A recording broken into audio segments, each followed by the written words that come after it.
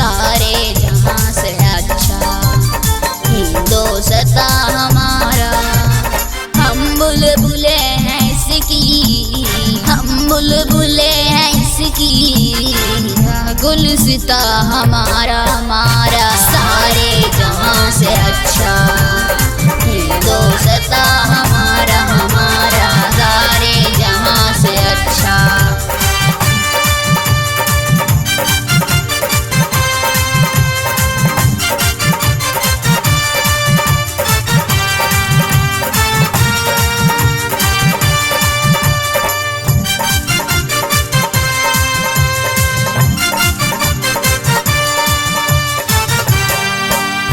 पर्वत वो सबसे ऊंचा, हम साया आसमां का।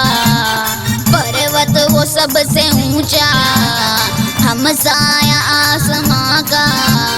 वो संतरी हमारा, वो संतरी हमारा, वो पासवा हमारा हमारा। सारे जहां से अच्छा हिंदोस्तां हमारा हमारा, सारे जहां से अच्छा।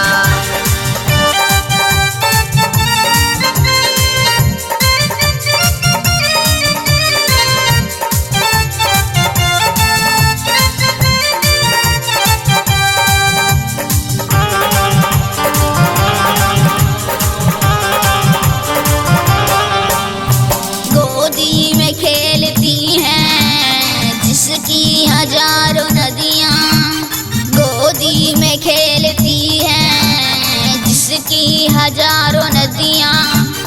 गुलशन है जिसके दम से, गुलशन है जिसके दम से, रस के जीना हमारा हमारा। सारे जहां से अच्छा हिंदोस्तां हमारा हमारा।